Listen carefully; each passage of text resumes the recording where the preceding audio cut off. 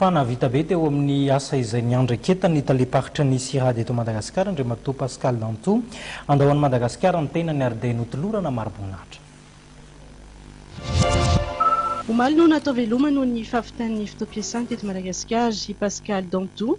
Izy moa dia talepahitra ny sirady teto Madagasikara. Nitolorana maro-boninahitra officier de l'ordre de mérite de Madagasikara ny tenany nandritra izany fotoana izany.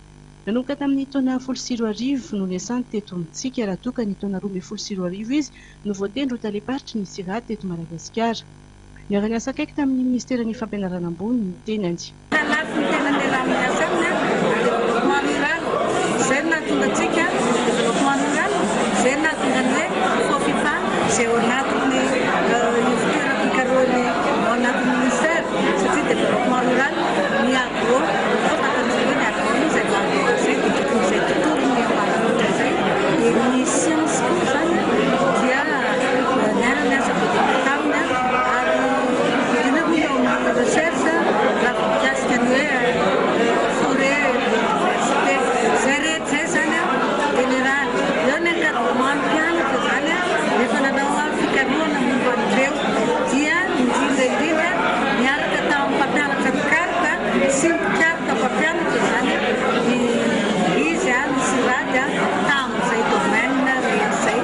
Nandritra io fotoana tsotra fa manan-danjo ihany koa moa no nanolorana ny talepahitry ny sirady vaovao eto amin'ny faritra Afrika Atsinanana sy Madagasikara.